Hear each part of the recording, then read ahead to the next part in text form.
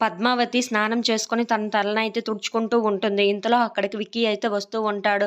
ఇంతలో అది చూడకుండా పద్మావతి అయితే తన జుట్టుని విక్కీ మీద నుండి అయితే వేస్తూ ఉంటుంది. ఇంతలో అక్కడ ఉన్న విక్కీ అయితే అబ్బా! ఎంత హాయిగా ఉంది అని చెప్పేసి అయితే అనుకుంటూ ఉంటాడు. ఇంతలో అక్కడ ఉన్న పద్మావతి అయితే విక్కీని చూసి సారీ అండి అని చెప్పేసి అయితే తన దగ్గరగా వచ్చి ఒక డ్రెస్‌నైతే ఇస్తూ ఉంటుంది.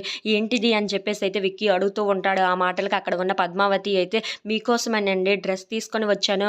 ఈవినింగ్ అయితే బాస్ బర్త్‌డే ఉంది కదా! అందుకే మీకోసం ఇది కొని తీసుకొని వచ్చాను. మీరు ఇది యేసుకుంటే నాకు చూడాలని ఉంది. అందరిలోనే మీరు చాలా స్పెషల్‌గా నాకు కనిపించాలి కదా! మీరు నా భర్త కదా! అని చెప్పేసి అయితే అంటూ ఉంటుంది. ఆ మాటలు వినగానే అక్కడ ఉన్న విక్కీ అయితే చాలా సంతోషిస్తూ ఉంటాడు.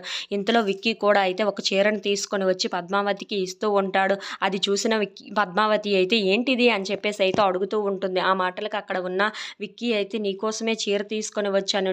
నువ్వు కూడా పార్టీకి వస్తున్నావు కదా! ఆ పార్టీలో నువ్వు కూడా నాకు స్పెషల్‌గా కనిపించాలి కదా! అందరికీ స్పెషల్‌గా కనిపించాలి కదా! అందుకే ఇది తీసుకొని వచ్చాను బావుందా? అని చెప్పేసి అయితే అడుగుతూ ఉంటాడు.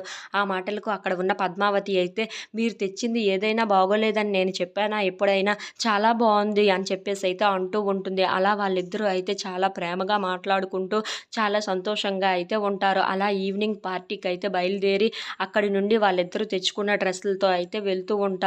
అలా వాళ్ళిద్దరూ చాలా సంతోషంగా అయితే ఆ పార్టీకి బయలుదేరి వెళ్తూ ఉంటారు. If you like this video please like, share and subscribe friends.